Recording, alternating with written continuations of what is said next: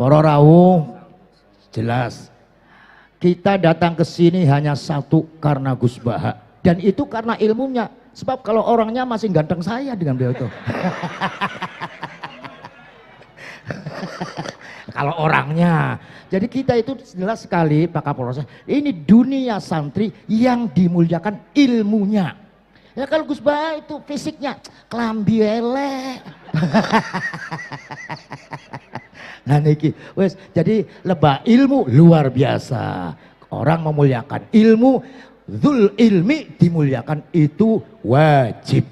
Mbah Mun ngendikan sapa wae ngormati kiai niku mesti mulya. Saharati Fir'aun, tukang sihire Fir'aun ketika mau didu karo Nabi Musa, tukang sihir matur karo Nabi Musa, qalu ya Musa imma antulqiya wa imma annakuna nahnul mulkin. Monggo Nabi Musa enjen ngarumyin napa kula riyin. Nabi Musa dawuh bal alku, kamu dulu. Lan ini karena tukang sihirnya Fir'aun menghormati Nabi Musa, mereka mendapatkan hidayah masuk Islam, wa ahsanu islamahum. Khalid bin Walid demikian pula Abbas menunjukkan orang Madinah ke rumahnya. Nabi akhirnya fahadahullah mendapatkan hidayah. Jadi ngormati kiai itu wajib. Sapa sing ngormati kiai mulia, sapa sing ngormati kiai ya lengser. Luar biasa ngormati. Ya Allah, kiai kok di amplop-amplop. Padahal dalam kitab itu paling bagus-bagusnya sodako kepada kiai, artinya ahli thariqah, sufi, itu bagus-bagusnya sodako. Nah sekarang siapa kalau thariqah ahli dzikir bukan kiai? Ya, kiai, loh Anda harus tahu, saya kalau dapat amplop saya buang amplopnya. Isinya saya kasih ke yatim piatu. Oh bagus sekali, yatim piatu. Lah istri saya yatim piatu.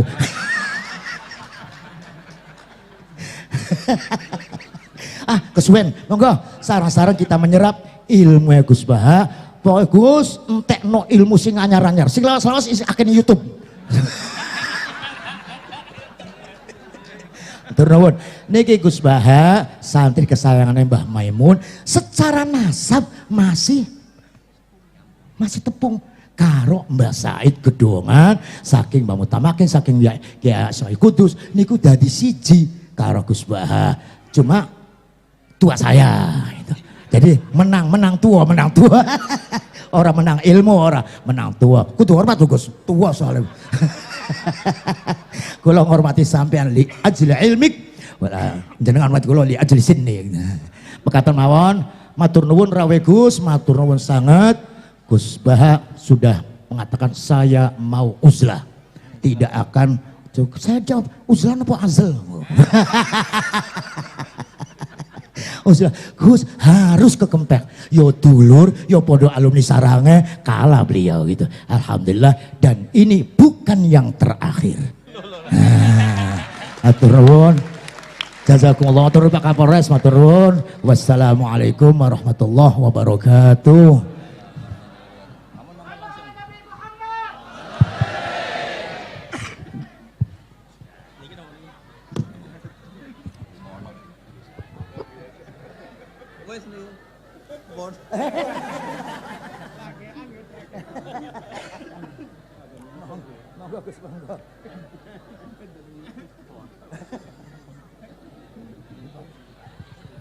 Assalamualaikum warahmatullahi wabarakatuh. Bismillahirrahmanirrahim. Nahmaduka ya ghafuru ya syakuru. Shalli wa sallim barik ala sayyidina Maulana Muhammad wa ala alihi wa sahbihi asma'in, nama ba'du. Teng ngerso para keluarga besar Kiai Haji Akil Sirot, wabil khusus teng wau niki pernah paman kalian kula. Terus gada otoritas meksa. Tapi itu saya keren yang bihan malah pernambah, dia pernambah, dia putrine guru kula, niku dimanfaatno beliau, kayak gitu. Guys, danten para habaib, wonten Mas Arif Kapolres danten ingkang kula hormati. Niki paling kula ngisi nampung 20 menit, niku mun top niku mun. Terus katanya niku ahlul ilmi dihormati, tapi nyatane dipeksa. Terus Atau memang banyak paradok ya. Paradok dalam ilmu usul fikih. Ilmu usul fikih itu ilmu yang menjadikan orang itu bisa berpikir. Gitu. Kalau tak cerita tentang pertama tentang Ki Akil sing al ma'ruf bi ahli nahwi. Nahwu riyen di era dulu itu dadekno tiyang dadi wali. Sampai disebut hatta nahat qulubuhum li nahwihi famin azimi sya'nihi lam tahwihi. Terus orang-orang baik niku ketika usul teng pangeran nyebut Allah la ilaha illallah mboten saged. Sagete namung nyebut dhamir sya'an niku hu. Akhirnya kathah toreko sing ha hu niku gara-gara ahli nahwu niku.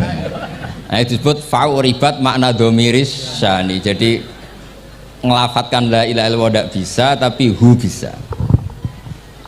Mergi ke Jawa itu tukang ngakali, terus hukum itu diakali. Sakjane teke hadis niku mangkana akhiru kalamihi la ilaha illallah dakhalal jannah. Tapi ada kekhawatiran pas la ilaha mati. Lan la ilaha mati ra radi kaya ateis. Ora ana pangeran maujud mati. Sampean kan gak iso janjian mbek Israel. Kan mboten saged weanan, mboten saged kong kali kong. Nah, daripada la ilaha niku resiko karena takut mati pas la ilaha dereng illallah. Terus Ki Jawa mulai nalkin ngangge Allah. Tapi Allah sarasan itu tidak mewakili la ilaha illallah. Akhirnya diambil dhamir sa'an fa'alam annahu la ilaha illallah. Niku asal usulnya. Cuma kebetulan thariqah kita tidak jalur itu, tidak jalur yang lewat dhamir napa? Sa'an. Tapi sementing tadi dawuh Kiai Mustafa, sementing kita tahu secara ilmu. Terus nomor kali cerita uzlah wow.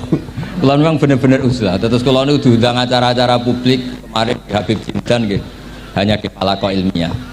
Kemarin terakhir beliau ngerayu ini jari marrotan wahidah. Ini saya pegang. Dan itu dicatat di Loh Mahfud. Dan ciri utama Kiai itu tidak membatalkan perjanjian. Jenengan jauh marrotan wahidah Mas nih. Ben gelem. Terus ngeten kula cerita sithik tentang ilmu yang sering kula utarakan. Di antara kitab yang dipakai guru-guru kita sing dilanggengi Mbah Mun Maus niku kitab Ihya. Kula dari sekian cerita Ihya yang paling kula kenang niku bahwa ternyata Allah itu andaikan boleh dibahasakan niku cara berpikir tuh dalam bahasa tafsir disebut tanazul niku wong ben kaya orang kebanyakan. Saya ulang lagi supaya orang tuh kayak orang nopo kebanyakan. Ada dua ahli neraka yang dipanggil, yang satu ditakoi cung ning neraka piye rasane syarru makan mboten enak Gusti. Terus mbek pangeran diken balik ya wis kono cung mlayu balik nang neraka. Niku tiange lari kencang sekencang-kencangnya. Semangate sumeneng ambek kon balik ning neraka. Ditakoki mbek pangeran, "Lho cung kon mara neraka kok seneng?" Kula nu pun kapok Gusti, kula nu nyesal ketika di dunia nak jenengan utus niku lelat-lelet. Niki kula tobat dengan bukti dikan jenengan teng neraka kula mlayu. Lha nu pangeran akhire haru wong kok semangate mlebu neraka kaya ngono. Mergo diperintah pangeran. Nggih, dados niki ijazah jenengan akan mlebu neraka jenengan sing semangat nggih. Karena zaman ning donya sering diperintah Allah mboten napa? Semangat. Lah niku kemungkinane dibarno, kemungkinane dipanggil. Lah tiyang niku terus dipanggil oleh Allah. Ya wis kaya wong apik, tak kongkon nurut tenan, semangat tenan, terus diken mlebu swarga. Nah niku ijazah pertama nggih. Dinaken mlebu neraka sing napa? Semangat. Sing kedua niku dipanggil niku plengakan lelat-lelet. Kados kula diutus Gus Mus niki nelpon kula mboten purun akhirnya ning Bika jare matur Gus Subak. Turuti ya, aku diamuk Bika jare Bapak. Dados niki melibatkan sekian pihak untuk memaksa saya datang ke mriki. Aduh, repot wong sawang kempek niku. Repot. Mungkin di sepuro ngoten. Yang kedua niku diken mlebu neraka malih lelat-lelet ndelok pangeran mboten semangat. Ditakoki mbek pangeran, "Kenapa kamu tidak semangat?" "Saya itu tidak pernah ngira jenengan yang baik sudah masukkan saya ke surga, kemudian jenengan nyuruh lagi saya ke neraka. Saya tidak pernah mengira engkau itu seperti itu. Terus Allah nggih, ana indadzoni abdibi. Ya ora apa-apa, swarga wae swarga.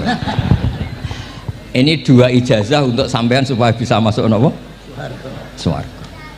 Terus kita tidak pernah tahu napa Gustofa ngundang kula nyenengno wong akeh ganjaran, napa meksa wong alim dosa, mboten ngerti kula carane. Karena dalam ilmu usul fikih, kembali ke usul fikih, kula nu gak ada khazanah kathah tentang debate pangeran kalian nabi ini. Kathah, mboten satu dua contoh di beberapa kitab tafsir. Suatu saat kula sering cerita niki, suatu saat Khalilur Rahman Ibrahim itu kedatangan Israel. Kamu mau apa? Mau matikan jenengan? Kata Nabi Ibrahim, harro'aital khalil yumitu khalilah. Mosok aku kekasih pangeran dipateni, mosok orang yang dicintai membunuh yang dicintai, orang yang mencintai seseorang kemudian membunuh yang dicintai. Tidak ada itu. Akhirnya Israel matur teng pangeran. Cara politiknya ngeten, wau sing cara lagi seneng ngendikan politik. Wani kiai lengser dari beliau. Ono. Nah kula niku ahli tauhid wis pancen kodok kodare ngoten mawon, mboten berpikir ruwet-ruwet. Terus Israel kan mboten biasa logika, kayak kan malaikat itu SOP kan, mboten biasa logika. Akhirnya matur tu pangeran, kata Ibrahim, masa kekasih bunuh yang dikasih, masa yang mencintai bunuh yang dicintai. Tapi Ibrahim baru sadar ngadepi pangeran gitu, lebih pinter. Terus kan ketika Allah fakullahu, katakan ke Ibrahim, harlo aital khalil yakrohu ayal ko khalilah. Mosok jari seneng aku kok ketemu aku rawani, jari seneng kok rawani ketemu. Lah niki sampean aku pengen mati, monggo ngangge ilmu sing niki. Wong jari seneng pangeran kok rawani ketemu pangeran. Jeneng, seneng ketemu. Ibrahim seneng terus akhir. Yo mati saiki ora apa-apa mati saiki. Terus kedua, niki cerita karena ini pondok ilmu, orang harus biasa pakai logika usul fikih. Politik juga gitu. Nak kiai politik rawan kena syubhat. Tapi nak wong soleh oleh politik, kue ridho dipimpin wong fasik-fasik kabeh. Ya, buatan ngerti, bosan bener dis pokoknya ngoten. Yes, itu memang logika usul nopo fikih. Logika usul nopo fikih. Ketika Nabi Adam badhe didamel, niku materinya saking bumi. Pertama sing diutus Jibril. Jibril ambekan qabdotan minal ardi, segenggam bumi.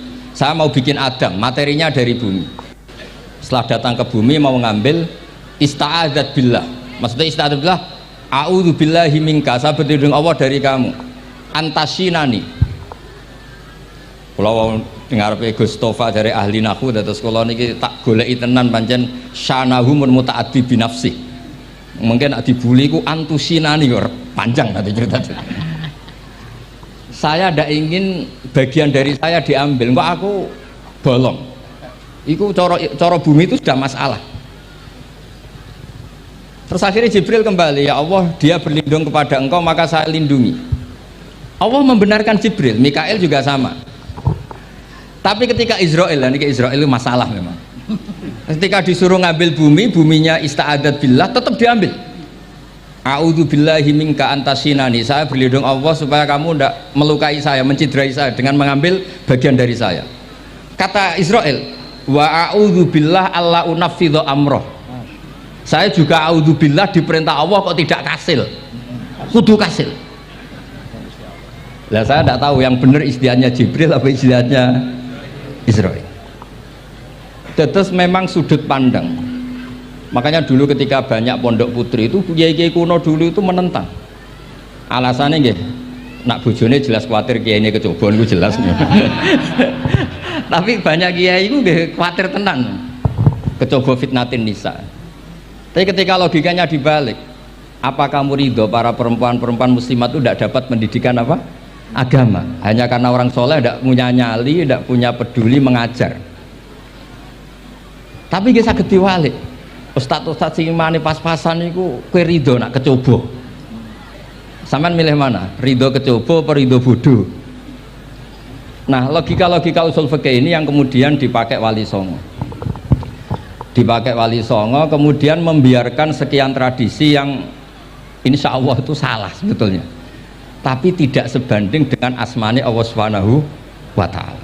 Misalnya begini, gini iki dirungokno mawon, sampean ra paham mboten napa-napa, sampean nak ra paham sanggep ae tawadhu, sepantese wong awam yo ora paham, nak paham dadi kiai. Terus biasa mawon, sampean nak ra paham aja tersiksa, umpamanya jenengan mboten kiai kok kon paham. Nah sampean pinter kados kula mestine ora ngrungokno, semangate hasud. Terus rivalitas perkara. Nah cara Mbah Mun nak cerita ngoten, dhisik ke zaman bodho iku angger kiai mbok cucuk. Bareng padha kiai niku koyok saingan. Niku pun sunatullah, ndak bisa dihindari, niku pun sunatullah. Terus kembali lagi ya. Logika usul fikih niku dipakai oleh Wali Songo. Ngeten ada cerita ini rungokno nonton. Itu sudah saya cek di beberapa riwayat termasuk di Musnad Imam Ahmad. Ada orang, ini bukti teorinya Wali Songo itu benar. Wonten tiyang gadah kesalahan. Niku dokumen kesalahan niku maddul basor, sepanjang mata melihat. Wes ngoten jumlahnya 99 bok. Kayak apa banyaknya? Per bok maddul basor, sepanjang mata nopo melihat. Ketika dia ditanya Allah itu kalau tanya demokratis. Adzolamat kakatabati, jangan-jangan malaikat saya sentimen, kalau kamu jelek ditulis, kalau baik enggak Gusti. Afalaka udhurun, jangan-jangan kamu saat salah itu punya alasan, enggak Gusti, ya memang salah.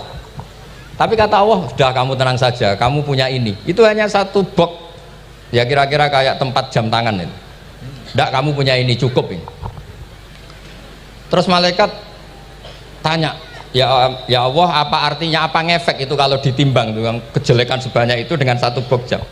Orang ini juga bilang, Gusti sudah ada usah ditimbang, nggak ngefek itu pasti kalah. Tapi setelah ditimbang menang yang satu box kecil tadi, karena di situ ada la ilaha illallah Muhammadur Rasulullah.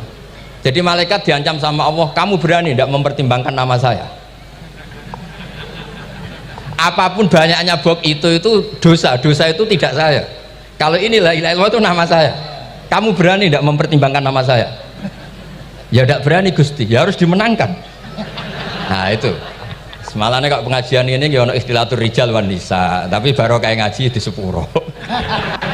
Ya aja muni halal, tapi ya aja muni terus gak ono faedahe. Di sepuro insyaallah. Karena kalau nuruti harus steril halal itu kayaknya tidak bisa. Terus di situ ditutup fala yaskulu ma'asmillahi ta'ala syai'un.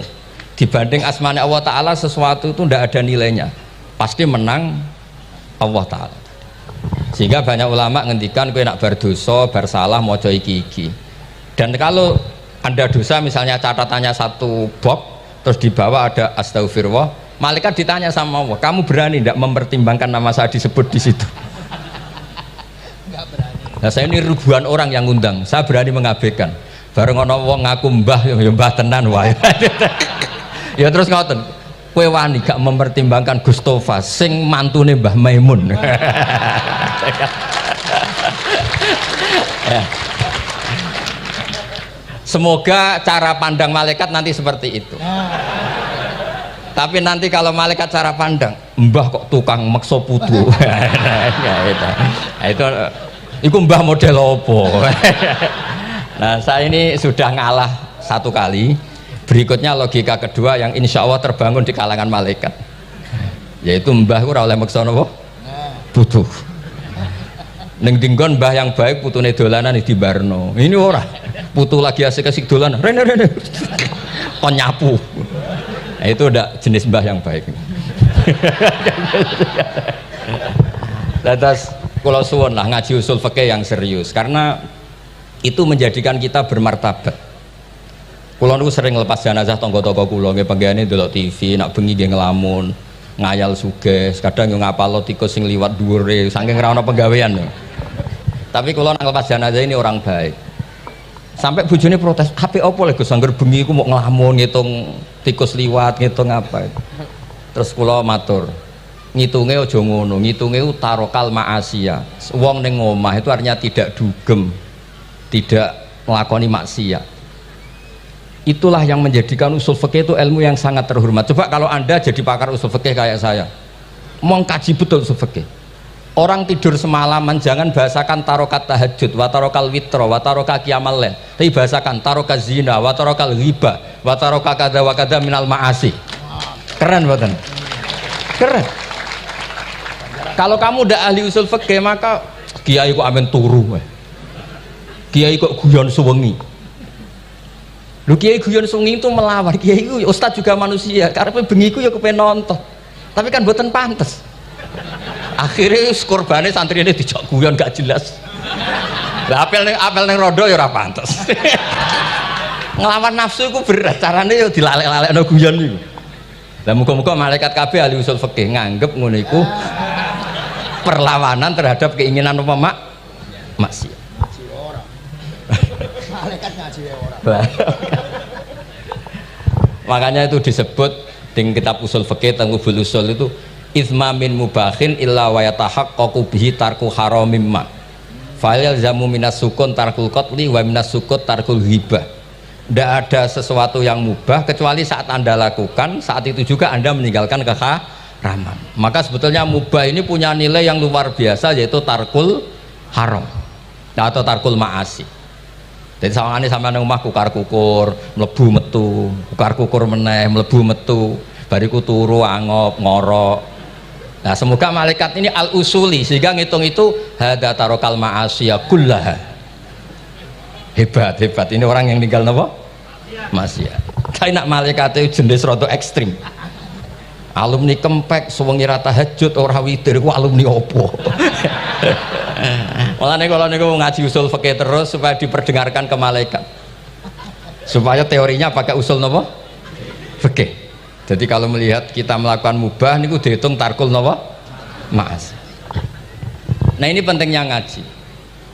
Kalau nate ditanya sama seorang dosen, Gus, masa iya Quran yang katanya mutu semutu-mutunya, kemudian ada ayat kulu washrobu, mosok urusan mangan, gak usah disuruh orang juga makan. Terus kualitasnya kulu washrobu itu di mana? Terus kalau jawab, terus sorokan yang penting wopo, rapat utawa seminar. Ndak ada rapat, ndak ada seminar itu kamu ndak mati, tapi kalau nggak makan itu mati.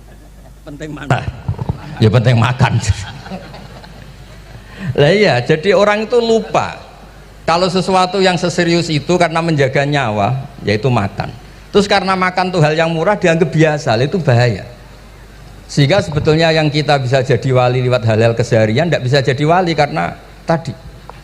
Saya punya hadis, ini mudah sekali untuk Anda jadi wali, bahkan di atas wali lah. Inna woha ta'ala layar do anil abdi, pakai inna masih pakai lam taukid. Inna woha layar do anil abdi ayyakulal aklata fayahmadahu alaiha aw yasroba syarba fayahmadahu alaiha. Allah itu sangat ridho ada orang makan satu asupan kemudian dia muji Allah. Loh, orang tidak punya alpat itu tidak mati, tidak punya tanah ribuan hektar itu tidak mati, tapi kalau nggak makan sesuap nasi mati. Penting mana? Penting makan.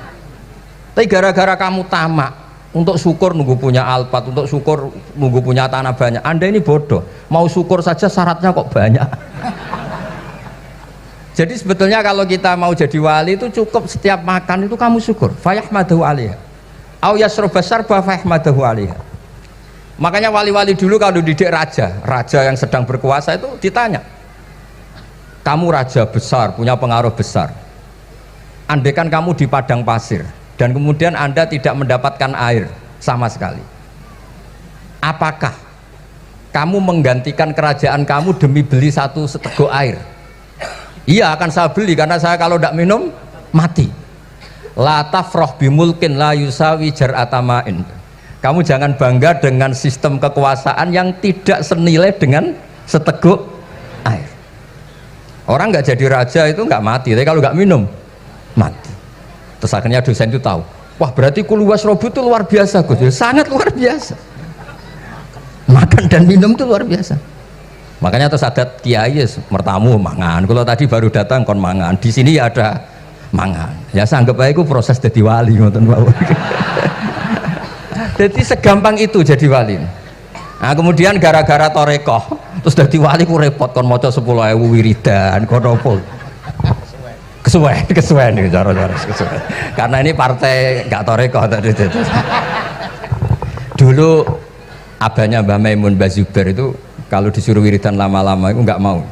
Sementing diridani pangeran, mau kok akeh-akeh. Nah itu partainya partai ahlul ilmi. Ya partainya partai ahlul apa? Ilmi. Nah kemudian karena saya ini nekuni tafsir ya, itu saya kepengen ya menggerakkan supaya ilmu Quran itu menarik. Caranya apa? Cari sisi ekstrimnya. Kalau bolak-balik, kenapa sih orang nggak janggal? Nggak janggal itu udah iskal. Quran itu kan kalamullah. Saya ulang lagi, Quran itu kalamullah. Masa iya Allah yang Tuhan kemudian ngendikan iya kana butuh iya kanas tai. Kepadamu aku menyembah. Masa Allah ngendikan gitu pada kekasihnya Nabi Muhammad? Padahal Allah itu al-ma'bud bukan abid. Allah yang disembah bukan yang menyembah. Semua ahli tafsir, saya bukan bilang sebagian, semua ahli tafsir pasti ngendikan begini. Wa yuqaddaru qabla qaulihi ta'ala iyyaka na'budu qulu. Sebelum iyyaka na'budu itu ada kata yang disimpan yaitu qulu. Jadi iyyaka na'budu itu betul ngendikane Allah, cuma sudah dikasihkan Jibril kepada umatnya Rasulullah. Jadi Jibril bilang gini ke Rasulullah Muhammad kul iyyaka na'budu. Kemudian Nabi juga bilang ke umatnya qulu iyyaka na'budu. Jadi ini kalamullah yang sudah milik kita. Nah berhubung milik kita, kita sah mengatakan iyyaka na'budu. Karena kalau tidak janggal, masa ya Allah berdoa ihdinas siratal mustaqim, tunjukkan kami jalan yang benar. Lah kalau ihdinas siratal mustaqim kalamullah berarti kan Allah yang berdoa. Nah, sehingga semua tafsir bilang sama, wa yuqaddaru qabla qauli ihdinas siratal mustaqim qulu. Nah, terus ada mufassir lain bilang jangan mulai iyyaka na'budu ya semuanya, mulai bismillah, qulu bismillahirrahmanirrahim. Masa iya Allah sendiri yang bilang bismillahirrahmanirrahim? Nah, dengan tafsir seperti ini terus kita akhirnya lagi-lagi kembali ke usul fikih, kembali ke balaghah, kembali ke nahwu. Kalau enggak, ya Anda akan menafsiri Quran pakai logika Anda sendiri. Sampai ada mungkirus sunnah. Pokoknya sementing kembali ke Quran. Orang roh Quran itu kayak apa? Saya kemarin ngaji di Sedan di daerah saya bilang, Sayyidina Umar itu Islam sebelum minta hidayat. Khalid bin Walid ya Islam sebelumnya ya tidak minta hidayat. Lah itu kan janggal. Padahal katanya Quran itu hudal lil muttaqin, petunjuk bagi mereka yang takwa. Padahal tidak ada sabkut takwa untuk Umar. Umar tidak pernah takwa, tapi nyatanya Islam. Bahkan dia masuk ke rumahnya Zaid bin Arqam itu mau bunuh Nabi, mau nyari Nabi, bukan mau Islam. Tapi ketika dengar iparnya membaca Toha ma anzalna alikal qur'ana litasqa, kemudian dia masuk Islam. Lalu gimana tentang hudalil muttaqin, petunjuk bagi mereka yang takwa? Banyak ulama yang mengatakan lil muttaqin itu balaghahnya lil iktifa, lil muttaqina wa ghairihim.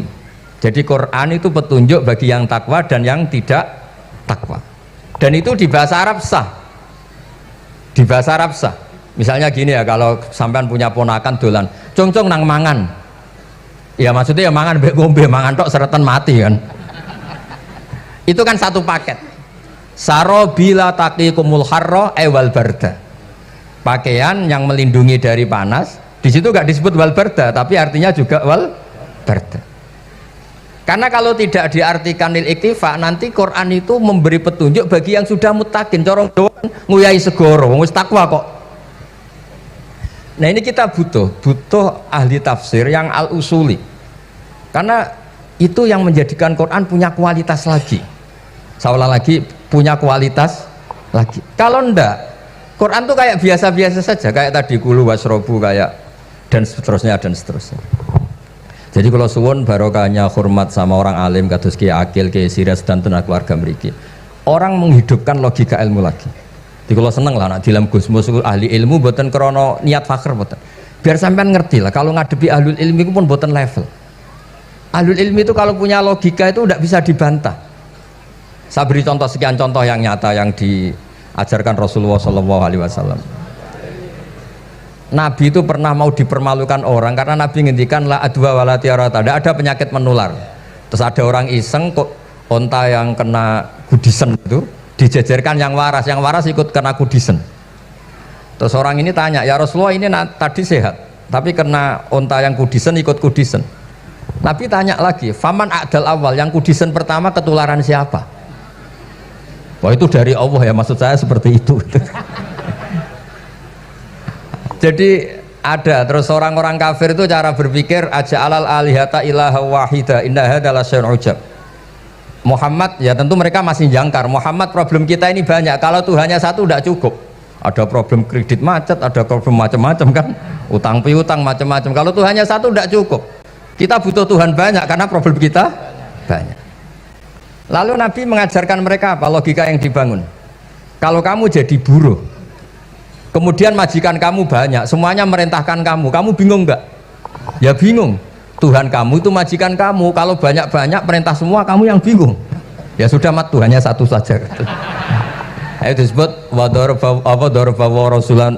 dorobawa masalah rojulan fihi syuraka umutasakisuna warojulan salamal lirrojul. Nah sekarang itu kita ini mulai kehilangan fatonahnya Rasulullah SAW. Nabi dulu itu kalau nerangkan ilmu itu logikanya gampang sekali, logika yang dibangun tuh gampang sekali. Ada orang cerita, ya Rasulullah saya ini ada sekian anak saya, yang paling saya cintai satu, apa saya boleh melebihkan yang paling saya sayangi dalam pemberian? Nabi jawabannya itu tidak langsung jangan enggak. Apakah kamu berharap bahwa mereka semuanya baik ke kamu? Iya semuanya saya ingin baik ke saya. Ya kalau gitu jangan. Kan tidak fair kita mengunggulkan yang satu, melebihkan yang satu, sementara kita berharap semuanya baik. Itu tidak fair kata Nabi. Jadi dulu Nabi itu terus ini yang cerita fikih. Dulu Ahlul Madinah itu mangga itu masih pentil sudah dijual. Pentil dijual harganya 2 juta. Masa iya pentil harganya 2 juta? Karena dengan asumsi sudah jadi mangga. Tapi ketika Nabi datang di Medina dan penduduk Medina itu abkhosna sikailan, orang paling buruk dalam pertimbangan dalam jual beli. Nabi cara ngendikan itu unik. Aro'aitum lau anna waha yamna'us samro fabima yastakhillu ahadukum mala akhi. Kalau pentil ini ternyata kena angin terus kemudian tidak jadi buah, lalu kamu nerima uang 2 juta itu atas nama apa? Atas nama beli pelem, nyatanya belum jadi mangga. Mosok kalau pentil seharga 2 juta. Semenjak itu terus Ahlul Madinah sadar kalau jual buah itu nunggu ba'da buduwi solahiyah, setelah samroh ini berbentuk. Tapi Nabi tetap ngendikannya pakai logika. Nah sekarang banyak kiai yang sidik-sidik neraka, sebenarnya Nabi itu ngajari logika. Ada pemuda dia itu hipersek, mau masuk Islam tapi tetap boleh bebas. Saya ini ingin Islam tapi jangan larang seks bebas. Wah itu sahabat semuanya melarang ketemu Nabi karena ini ngawur betul, masa pamit Islam kok. Tapi setelah gaduh Nabi tanya kenapa gaduh? Ada pemuda mau masuk Islam tapi yasta'izinu fi zina, dia minta izin supaya tetap boleh zina. Kata Nabi suruh ke saya ke sini. Setelah datang di depan Rasulullah, logika yang dibangun Nabi itu luar biasa. Atuhibbuhu li bintik, kamu suka punya anak putri kemudian jadi demenannya orang laki-laki hidung belang? Ya enggak, saya bunuh orang itu. Andaikan itu ke ibu kamu, saya bunuh orang itu. Atuhibbuhu li bintik, atuhibbuhu li ummik, atuhibbuhu li ukhtik, atuhibbuhu li kholatik. Kamu suka punya anak putri yang jadi demenannya orang? Ya tidak suka ya Rasulullah. Kamu suka kalau punya ibu didemeni orang banyak? Ya tidak suka Nabi. Sampai otaknya itu yastakbihu zina, sehingga otaknya itu wah zina itu buruk betul. Akhirnya ya Rasulullah sudah saya mau se-Islam tanpa zina-zina. Karena logika yang dibangun Nabi itu luar biasa. Nabi pertama mengingatkan atuhibbuhu li bintik, atuhibbuhu li ummik, atuhibbuhu li ukhtik, atuhibbuhu li kholatik. Sampai dia ini nggak bisa apa-apa. Sudah Nabi sudah. Jadi logika ini yang harus kita waris. Lagi-lagi kembali yang bisa waris itu ahlul ilm.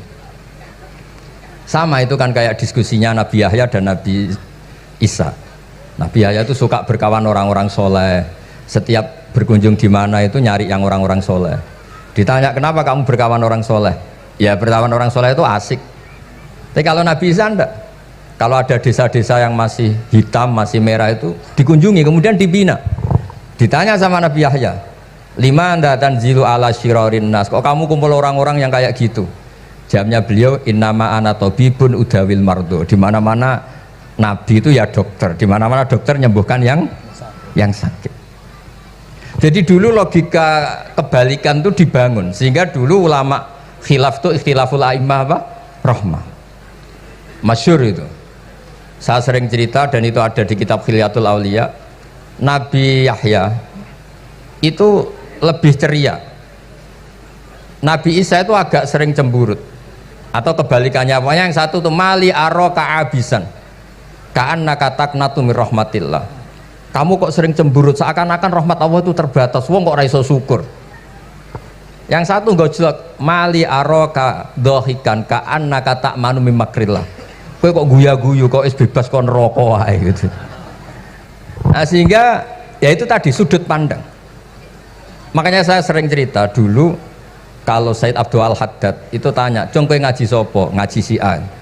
"Kiaimu tau nangis?" "Ndak." "Ojo ngaji, kiaimu ati atos, kiai kok ora iso nangis." Tapi kalau Abdul Hasan Asadili kebalikan, "Cung kowe ngaji sapa?" "Ngaji si A." "Kiaimu tau guyu nak ngaji?" "Mboten nate." "Ora usah ngaji wong ora iso syukur." Jadi nah itu yang akhirnya menjadi keseimbangan khaufau wa tama. Ada khauf, ada apa? Roja. Sehingga karena sudut pandang itu nggak bisa dihilangkan, saulang nggak bisa dihilangkan. Ini yang sering diceritakan Ki Said, kakaknya ini.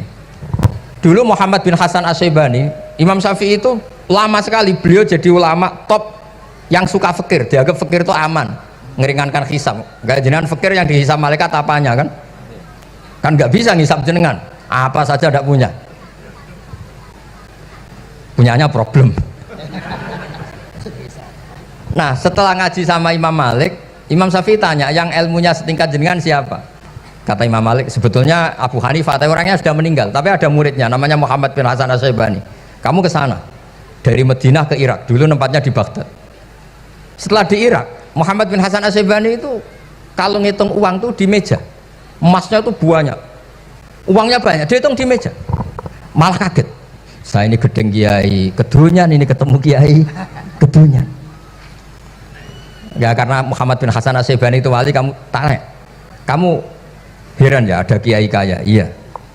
Ya sudah, kekayaan ini kasihkan orang fasik, biar dipakai demenan, dipakai mabuk, dipakai ini. Terus, ya jangan, kalau kena orang fasik bahaya, jenengan saja.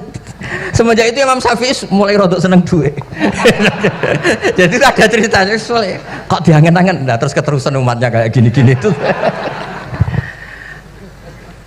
Jadi ini cerita nopo istihad, apa cerita nopo istihad. Sama pangkat juga sama. Gue seneng nak wong soleh-soleh tidak ikut ngurus negara ini, mau dikemanakan negara ini. Tapi ada yang berpikir, gue seneng nak wong soleh terkontaminasi. Ya sudah monggo, sing serapayu jabat, gih berpikir zuhud. Sing payu yo berpikir politik. Yang penting semuanya itu berdasar ilmu. Yang penting itu semuanya berdasar apa? Ilmu. Karena ilmu ini basis yang paling diridani Allah Subhanahu wa ta'ala. Masyhur itu di Ihya sering diceritakan Imam Ghazali, ana alim uhibbu kulla alim. Kata Allah, saya ini alim dan sangat mencintai orang alim. Karena orang alim ini yang tahu perspektif. Orang yang enggak, yang ngiranya, saya ulang lagi, yang ngiranya itu enggak ilmiah. Di depan orang alim itu sangat-sangat apa? Ilmiah. Yaitu tadi misalnya ada ayat wa min ayatihi manamukum billaili wan nahar. Masa iya tidur yang ngorok semua turunnya secara jelas kok jadi wamin ayati. Tanyakan ahli medis, sistem tubuh kita kalau nggak tidur tuh kayak apa rusaknya. Dan toat pas-pasan ini satu-satunya solusi yo turu. Bengi ngempet kepen delok dangdut, delok dugem. Bareng turu jebule esuk wis bar, alhamdulillah. Cara melek iman kamu seberapa? Tarikan-tarikan maksiat posisi kamu terjaga bisa kalah kan? Tapi kalau tidur sukses kan tarkul maksinya. Nah karena tidur itu sukses menghilangkan maksiat disebut wa min ayatihi manamukum billaili wan nahar. Sampai Imam Ghazali ngendikan di makalah itu, sehingga nanti ibadahnya umat ini di akhir zaman an-naumu, ibadah terbaiknya itu tidur. Jadi mulane maksud kula ngeten lho. Sampai nanut jalur wong alim dia turu ya ibadah, tengok-tengok ya ibadah, jagongan nggih ibadah, gojol-gojolkan ambek kanca nggih napa? Ibadah. Karena ini semuanya kul bi fadlillah bi rahmati fa bidzalika napa? Falyafrahu. Tapi kalau kamu tidak punya basis ilmu, adanya suudzon. Kiai kok jagongan guyon sewengi ku kiai opo? Kiai kok turu sewengi ku kiai. Karena basisnya ada ilmu. Padahal jelas ketika Rasulullah bikin urutan kebaikan, pertama Nabi ngendikan kamu menolong orang. Jika tidak bisa, terakhir Nabi ngendikan takufu syarraka anin nas fa innaha shadaqatun minka ala nafsi. Tadi beliau juga cerita di nasihat Imam Mun, idza lam tuhsin fala tusi. Kalau tidak bisa berbuat baik, setidaknya kamu tidak berbuat jelek sama orang lain. Dan potongan ini paling gampang apa? Tidur kan? Wis sampean nak turu wis ra zina, ra maling, ra ngrasani wong wis ora tusik. Nah, dengan konstruksi usul fikih seperti itu kamu tahu kualitas ayat wa min ayatihi manamukum billaili wan nahar. Ya sama, ternyata makan itu yang menjaga nyawa, ternyata makan itu yang menjadikan syukur. Kalau kamu nggak percaya puasa, sama nak poso gedang goreng mewah, gedang goreng mewah, air satu teguk itu mewah. Makanya kalau lama dulu ada santri kepengen mangan enak, ya saya ingin mangan enak gini-gini, caranya gimana? Itu rumusnya ada sate, ada mie ayam. Idamuhu alju, kalau kamu ingin enak lauknya itu lapar. Ya kita kalau puasa itu semuanya kan enak. Nah itu lagi-lagi basisnya itu ilmu. Nah sekarang banyak orang yang sudah tidak peduli dengan ilmu, kayak ijazah dilakoni kan. Jadi kayak wiridan la ilaha illallah itu sebetulnya harus dibarengi dengan ilmu. Ini yang terakhir supaya nggak lama-lama. La ilaha illallah itu basisnya ilmu. Surga yang begitu mewah itu dibikin juga bagi yang melafadzkan la ilaha illallah. Neraka yang begitu ekstrim, sampai kalau benda dijatuhkan dari atas ke neraka itu sampai bawah nunggu 70 tahun. Bisa kamu bayangkan kalau kamu di dalam, naiknya susah itu. Ini dijatuhkan ke neraka itu sampai bawah nunggu berapa? 70 tahun. Loh, neraka sebegitu ekstrim itu dibikin untuk yang menolak la ilaha illallah. Berarti kalimat ini kalimat spesial. Kalimat yang neraka dibikin ya atas nama itu yang menolak, surga dibikin juga atas nama itu yang menerima. Itu satu saktinya la ilaha illallah.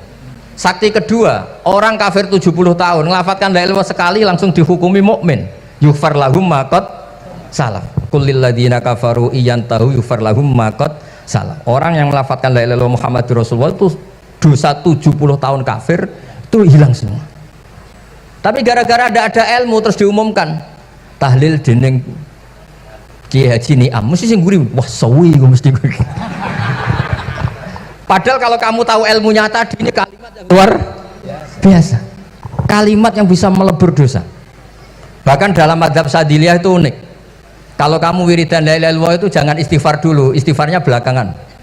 Alasannya Abdul Hasan As-Sadili itu fa'lam annahu la ilaha illallah wastaghfir li dzambik li hadil kalimah. Orang kafir 70 tahun dia istighfar 100 kali enggak akan dimaafkan Allah, tapi ngelafadzkan la ilaha illallah langsung dimaafkan. Jadi orang bisa dimaafkan tuh barokahnya la ilaha illallah.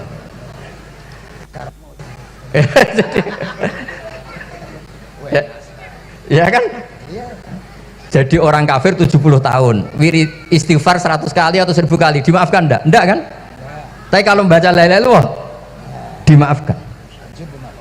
Jadi istighfar tuh ngefek positif itu kalau dibarengi la ilaha illallah. Makanya wastaghfir li dzambika bihadil kalimah. Kamu boleh istighfar berdasar hadil kalimah, berdasar la ilaha illallah. Tapi terus kemudian ya thariqah itu banyak, itu urusan rasa. Justru karena la ilaha illallah kalimat thayyibah harus disucikan dulu. Caranya istighfar dulu. Nah itu urusan monggo lah. Tapi apapun itu basisnya harus napa? Ilmu. Basisnya harus ilmu. Jangan malah sentimen. Wong di kuburan wiridan la ilaha illallah dihukumi kafir. Nah, itu kan aneh. Wong kalimat ini yang kafir saja menjadi muslim, sekarang yang muslim menjadi kafir. Itu faham kok seaneh itu gitu kan. Ya karena basisnya ada ilmu tadi. Coba kalau basisnya ilmu. Itu kan aneh betul. Hadil kalimah kalimatun soro bihal kafiru musliman fakaifa sorol muslimu bidzalika kafiron. Ini kalimat yang kafir saja menjadi muslim, masa dengan kalimat yang sama yang muslim menjadi aneh enggak? Aneh. Jadi kalau suwon pokoknya basis ilmu harus sekuat-kuat. Caranya gini agak kiai kon sregep mulang ojo politik terus ngoten. Tapi politik itu bagian dari ilmu, wis ra iso diterangno. Ya ngoten mawon. Assalamualaikum warahmatullahi wabarakatuh.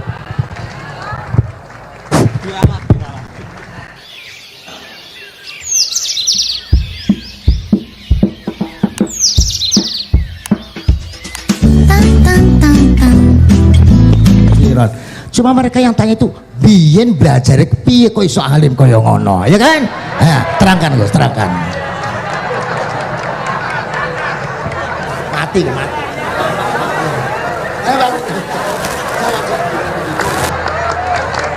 Setuju kan, setuju? Sila, asal dakaik.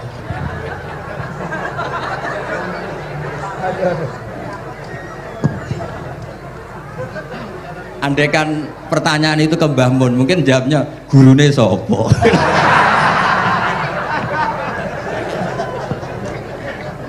Tapi mungkin kalau ke mbah-mbah saya ya juga babanya nih pihak juga Mbak Abdul Aziz, mungkin putuku. Tapi kalau saya ingin cerita tentang saya paling ya, aku sregep. Yang jelas tuh dari kafadlu yuti apa mayas. Tapi gini, kalau ini menghormati bahasa saya ini, kalau ijazah begini, dulu Mbah Mun tuh sering cerita juga bahasa. Kena kepengen ngalim, ku sinau sedurunge ngaji. Ya, misalnya kamu ngaji takrib atau ngaji wahab sama Mbah Mun, kamu baca dulu sebelum ngaji. Nah, setelah dibaca, misalnya kamu baca rofa, kok Mbah Mun baca jer, kamu baca jer, Mbah Mun baca rofa, berarti goblok tulen. Karena semua teori Anda kok salah. Ya, misalnya Mbah Mun baca wadakaro sopa al-musonifu, kamu baca wadakaro musonef. Berarti kan goblok banget itu. Ya kan ada cerita gitu, ada orang tuh nggak tahu betul, Gus maknanya lam tardiman itu apa? Lam tardiman dicari di kamus tuh udah ada, ternyata itu di head lam tarodaman. Dia baca satu lam tardiman, dicari di kamus sampai hidup mati lagi agak ada. Nah, jadi kamu baca dulu, misalnya di bab head lam taro ngali sopo mar'ah daman ing geteh. Ternyata ngaji Mbah Mun paginya jadi baca lam taro daman. Jadi kalau kamu malamnya baca lam tardiman loh kok. Jadi itu kata Dewi Mbah Mun, mergo sorokan kabeh santriku sorak mungkin. Carane ngecek kebenaran Anda juga maca sik. Nanti kalau kemiripannya 50% ya separuh alim. Kalau 70% ya serondo alim. Tapi nanti kalau kemiripannya sampai 100% dan berkali-kali, ya berarti kan sudah luar biasa. Jadi yang ngaji sama Ki Mustafa, Ki Niam, saya mohon santri-santri itu belajar dulu, biar bisa ngecek nanti guru saya baca kayak apa. Waduh salah ya Gus. Kenapa lah? Waduh salah. Karena kiai itu kalau salah ya mau ngalah. Ini ceritanya Mbah Mun betul. Ada kiai nggak tahu apa kakean mergawe kakean politik nggak tahu. Wal babi lan walang. Terus ada santri, kula gak ada makna kok lawang. Ya walang sing lawang cung. Mau ngalah. Terus watini lan wit alu. Gurune maca alu. Kula gak ada makna kok elo. Lah ya wit telu kena gua alu cung. Tapi saya menangi kiai itu kalah sama santri itu. Saroko nyolong sapa wong albedo tangi anduk. Terus gurunya kaget. Cung kok anduk, cung. Bareng didelok endok. Karena kalau pegon kan anduk sama endok itu podo ya. Ini ada podo. Tapi kiainya akhirnya kalah. Memangnya nyolong anduk boleh? Yo ora, cung, yo haram, yo podo ae kalau gitu nyolong. Nyolong endok ya haram, nyolong anduk haram. Lo cerita itu masyhur itu. Kalau cerita yang terkenal di Lirboyo itu kan ada santri dari Jakarta di kelas, gurunya bilang Ja'a Zaidun, Zaid datang, waro'a itu Zaidan, saya melihat. Si murid ini itu melihat pintu terus. Lama-lama gurunya itu tersinggung, kamu diajari pelengahan nggak sopan, habis Ustadz bohong. Lah kenapa bohong? Katanya Ja'a Zaidun, ro'a itu Zaidan, Zaidnya mana?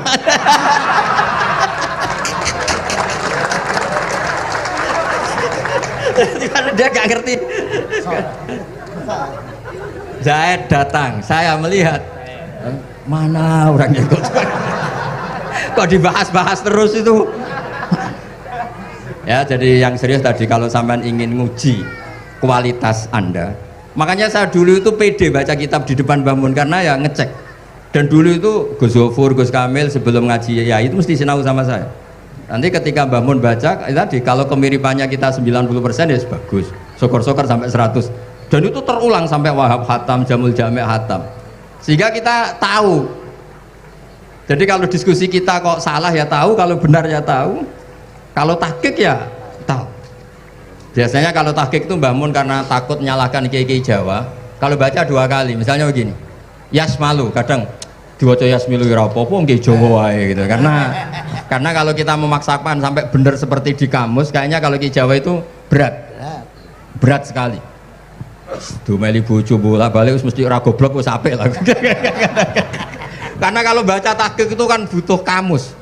Yang benar itu Yasmalu misalnya. Tapi kan populer juga orang baca Yasmilu. Saya tuh menangi loh, kiai Jawa dulu baca Simai itu menangi, Masdar Simai.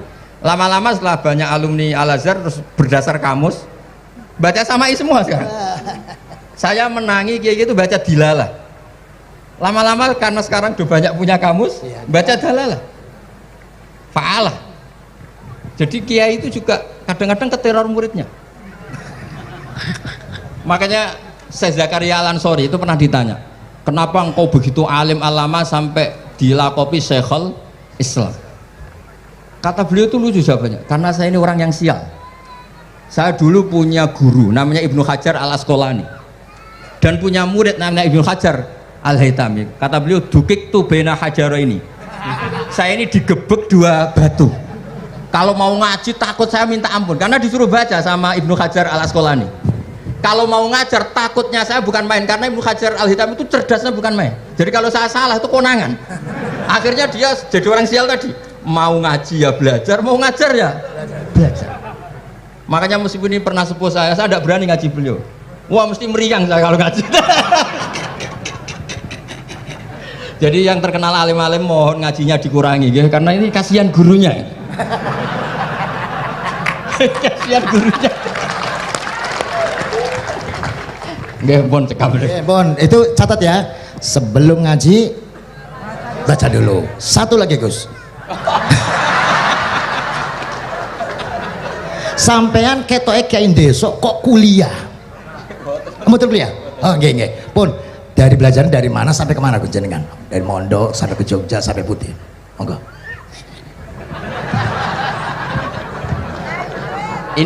Ini karena sesuai kontrak, nggak boleh nyulayani janji sekali aja Sekali tak tekno Gus. Jadi sebetulnya kalau di ilmu, saya kan sering ketemu ahli geologi, ahli sosiologi. Sebetulnya di ilmu kita, saya kan lama di Jogja dan itu yang saya pakai juga ilmu zaman di pesantren.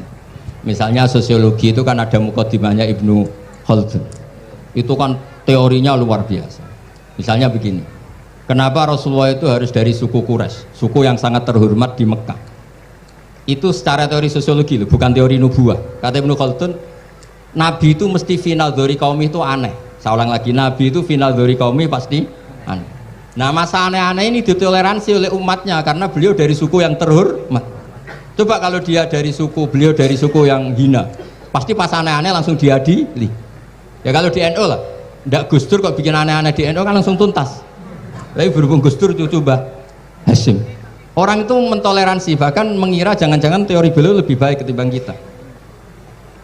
Nah makanya terus kata Ibnu Khaldun, ma ba'atsawu nabiyan illa fi mana'atin min qaumin, tidak ada nabi diutus kecuali dari kaum terbaik supaya masa-masa transisi ini nggak ada perlawanan. Nah itu namanya sosiologi. Sehingga beliau ngendikan, ini versi tarikh bukan versi Ibnu Khaldun saja. Ketika sahabat disuruh hijrah karena disakiti orang kafir Quraisy, lah engkau sendiri ya Rasulullah, saya ini orang Quraisy, nggak akan ngalami yang seperti Anda alami. Nah itu namanya sosiologi. Begitu juga matematika. Saya sering ketemu pakar matematika dari UI, dari UGM. Misalnya bilang zakat kan 2,5% misalnya zakat tijar. Saya bilang kalau ngitung itu porogapit, padahal kita zaman sekolah porogapit itu pantangan. Tapi saya bilang saya punya matematika lebih cepat. Apa itu Pak Ba? Kalau manggil saya Pak Ba. Kalau di kitab disebut rubu'ul usyur apa? Jadi bertahap. Misalnya 1 juta, usurnya akan 100.000. Setelah 100.000 rubuhnya 25.000. Itu kita tidak usah pakai catatan bisa. Nah itu matematika Arab. Makanya orang Arab tuh nggak bisa nulis, tapi matematikanya cepat karena bertahap. Misalnya 1 miliar ya cari aja usurnya 100 juta. Berarti rubuhnya 25 juta. Berarti 2/5, 2,5-nya 1 miliar itu 25 juta. Tapi kalau orang Arab bilang itu rubul usur. Diusurkan dulu baru dirubuk. Misalnya 6. 2/3 6 berapa? Orang Arab bilang sulusan. 6 sulusnya 2. Sulus 2 kali berarti 4. Sama misalnya zakat zuro. Zakat zuro itu kan al usyur sama nisful usyur. Berarti misalnya kalau tidak disirami ya, tidak biaya, zakatnya itu 10%, berarti per 100 10. Nah, sekarang kalau 10 ini kan berarti 1/10. Lah nanti kalau disirami pakai biaya namanya nisful usyur, berarti 5. Jadi orang Arab itu gak mau langsung bilang 5, karena kalau 100 dibagi 5 itu jadi 5 itu mikirnya panjang. Jadi diusurkan dulu terus nanti dibilangkan nisful usyur. Nah, jadi ilmu khazanah kita ini sudah luar biasa. Nah, itu makanya terus orang Arab kalau ngitung matematika itu tidak usah tulisan, tidak usah porogabit karena bertahap tadi. Jadi misalnya 2,5 bahasannya apa? Rubu'ul usyur. 1 miliar usurnya berapa? 100. Rubuhnya berapa? 25. Nah, ini semoga buatan ngingkari janji. Wassalamualaikum warahmatullahi wabarakatuh. Matur. Sebetulnya masih ada satu lagi, cuma ampun. Beliau adalah sangat hafal dengan nu'util masyayikh. Itu sebutan. Kenapa Imam Ghazali itu Syekhul Islam, Hujjatul Islam. Kenapa Imam Anu Syekhul Islam. Kenapa Imam Anu, sahabat Anu kok ada Saifullah, ada Asadullah. Itu biar ahli sekali. Karena ini belum tuntas, jadi ya berikutnya insya Allah. Kita mentongakakan ya Allah, moga-moga Gus Bah gelem kono ndonga. Jajal dongane Gus Bah karo dongan sampean mandi kira-kira. Matur nuwun Gus, matur nuwun Sayyid, matur nuwun, sangat matur nuwun, sangat masya Allah. Niki jelas Gus Bah itu enteng, cepet atau diterimanya ku napa jenenge keterangannya cepat dan sebagainya cepat. Oh, enggak ada kayak yang jelimet. Tak kira apalagi saya mendengar dianya saja nggak paham kok. Nah, itu. Nah, demikian matur nuwun, sampean kudu matur nuwun sangat wong sing lagi uzlah ora gelem. Luar biasa kita hanya selanjutnya ngaten mawon Gus. Kula sak sedulur sak santri-santri nek pas jenengan donga pas uzlah njaluk ditongakne ngoten mawon. Nggih, ngoten mawon pun nggih. Sampai situ.